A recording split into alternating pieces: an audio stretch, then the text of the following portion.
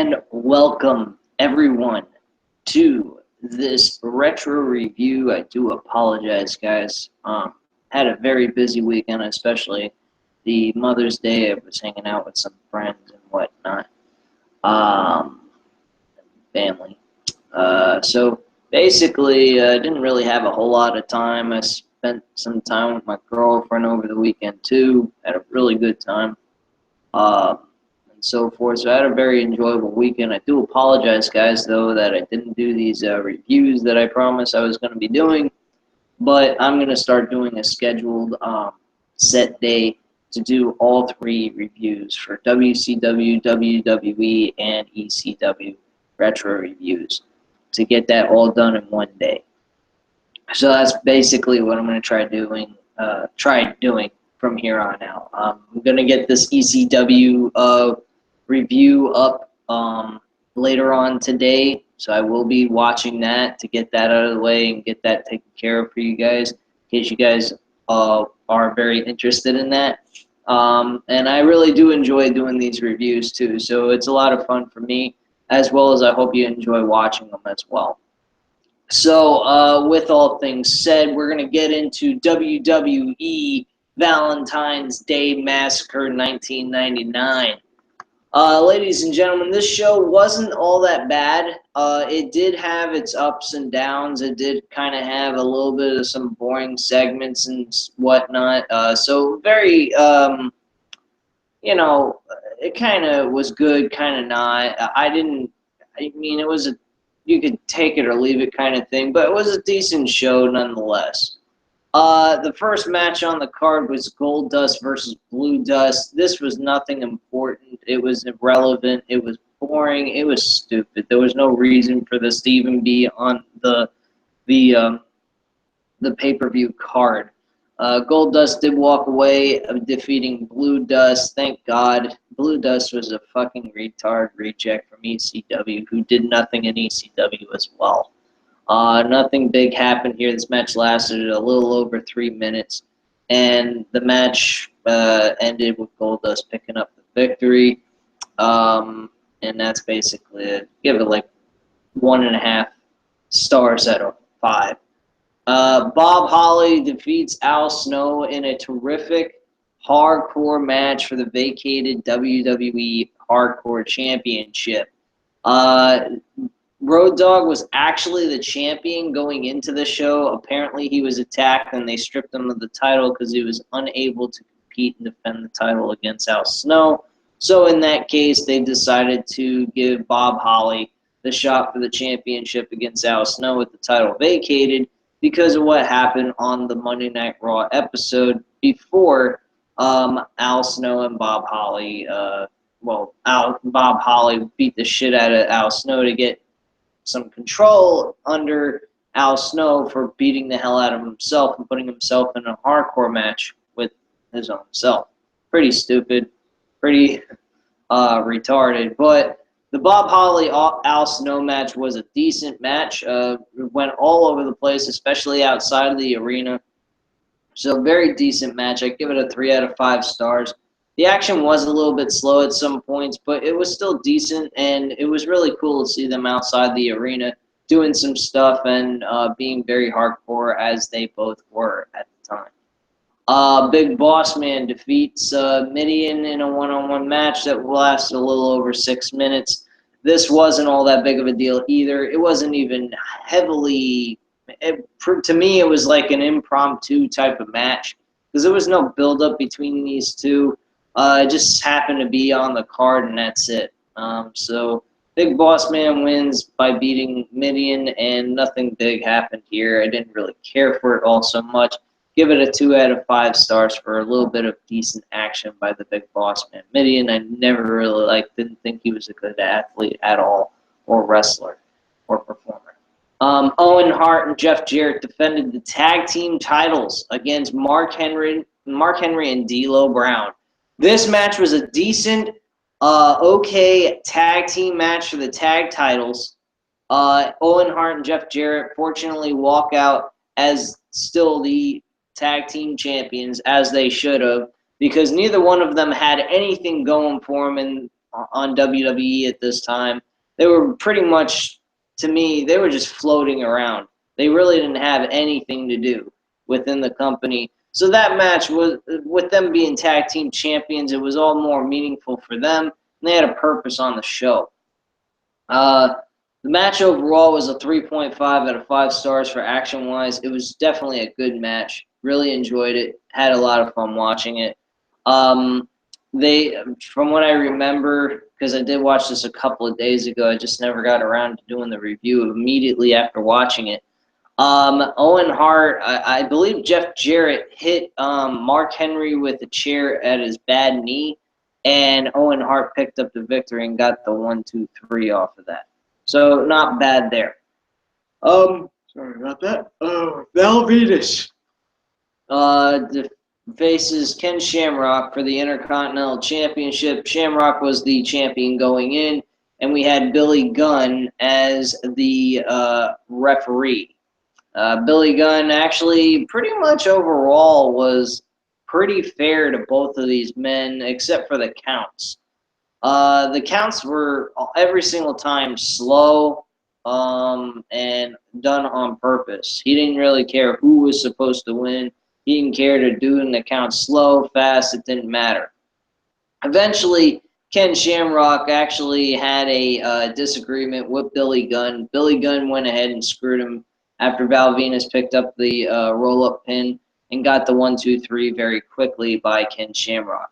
So Val Venis walked away as the new Intercontinental Championship at this point. And I'm certain later on at WrestleMania 15, Val Venis defends that championship against Ken Shamrock in the WrestleMania pay-per-view. Match itself wasn't all that bad. Pretty good action. Give it a 3.5 out of 5 stars, definitely again. The next match after that was the Corporation, which had Kane and China together as a tag team against D-Generation X, which had Triple H and X-Pac. Triple H and X-Pac did lose this match to Kane and China. Kane happened to pick up the victory by doing a choke slam, I do believe, against Triple H, and China was Kane placed China's arm over Triple H's chest to get the 1-2-3. The action pretty much was average at best. I mean, I give it a 3 out of 5 stars. Nothing extraordinarily happened in this match. It was pretty decent nonetheless, though. So it's definitely a good watch. I mean, it was close to 15 minutes long. So it was a good match nonetheless, as I've just mentioned. So I definitely wouldn't knock it. It just wasn't exactly, it wasn't nothing really memorable that happened in this match. From that, we went to our second, one of our main events, which was Mankind, the champion, as WWE champion, defending that title against The Rock in a last man standing match. This match went on for 22 minutes. These guys beat the hell out of each other. This pretty much was a little bit less, I guess you could say, less beat down to Mankind than what it was at the Royal Rumble for that I Quit match. So the match was actually kind of similar to the I Quit match. The only difference is that Mankind didn't have his hands handcuffed behind his back and having his head bashed in like a battering ram about 17 times in the head with a steel chair.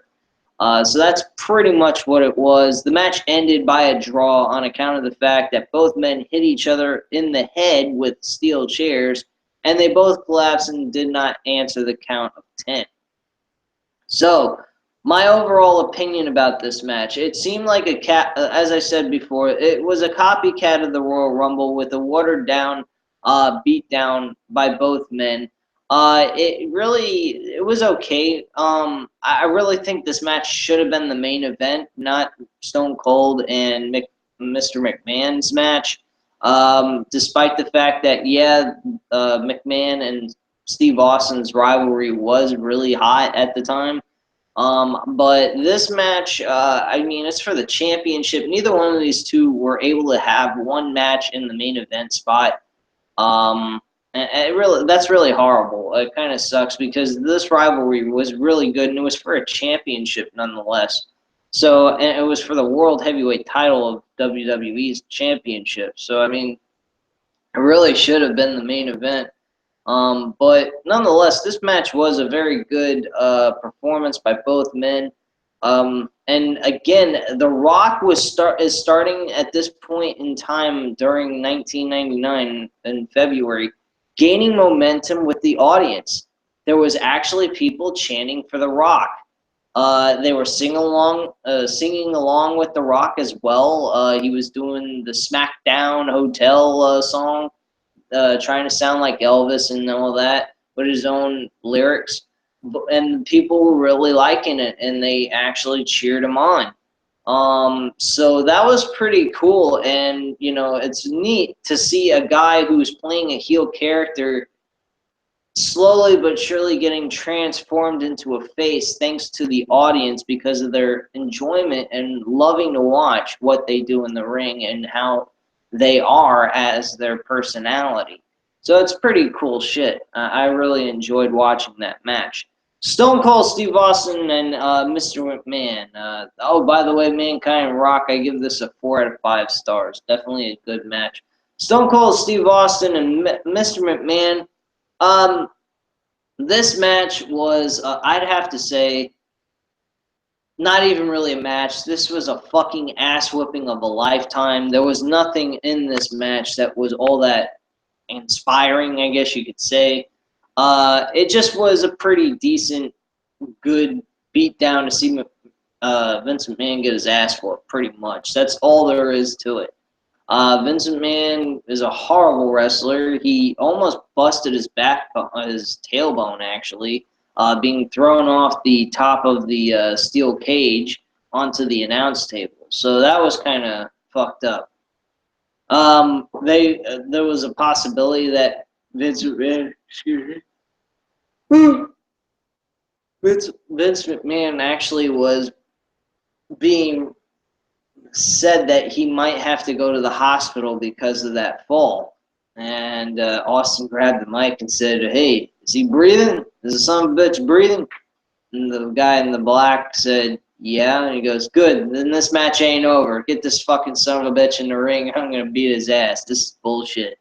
So he brings him in, he beats the hell out of him, he throws him all over the place. Then out of nowhere, they have the Big show up for the first time ever on WWE programming. Now the thing is, Michael Cole, I listened to Michael Cole the entire time on this pay-per-view. I have to admit, what a lot of people, I never really paid attention to this, but back in the time Michael Cole was starting out, he sucks, and he still does to this day. And Michael Cole is going, "It's Paul White! It's Paul White!" Like, who the fuck knows who Paul White is? Who the hell knows who the fuck knows who Paul White is? Unless you know, the Big Show personally. Why would you call him Paul White? Call him the Giant. That's what he was being called in WCW. I mean, what the fuck kind of idiotic nonsense is that? Like, I'm supposed to know who Paul White is? Like, Paul White's a super big name in the wrestling industry? I mean, come on, get the fuck out of here. They should have been calling him the Giant. The next night, they just confirmed that the Giant's not really the Giant. He's the Big Show. And I just think that the whole thing was idiotic. Paul White actually helped Stone Cold Steve Austin win this match by pure accident. It wasn't even meant to be that way. And he just throws Steve Austin to one of the steel side rails of the steel cage.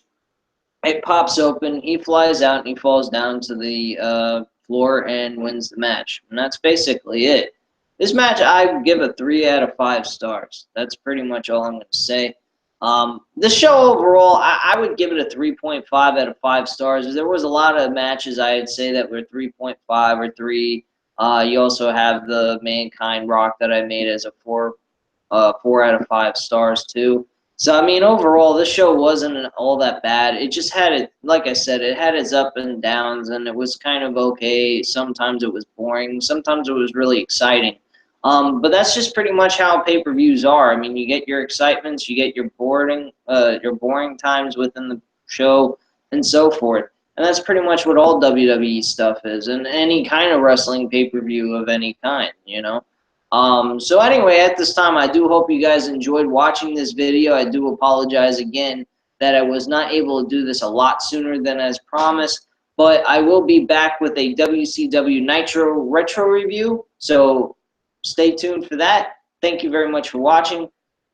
Subscribe to the channel. Definitely don't want to miss out on some really great entertaining programming on this channel. I try to always be fresh, always try to do something new and different. But anyway, at this time, guys, thank you very much for watching and have a great night, guys.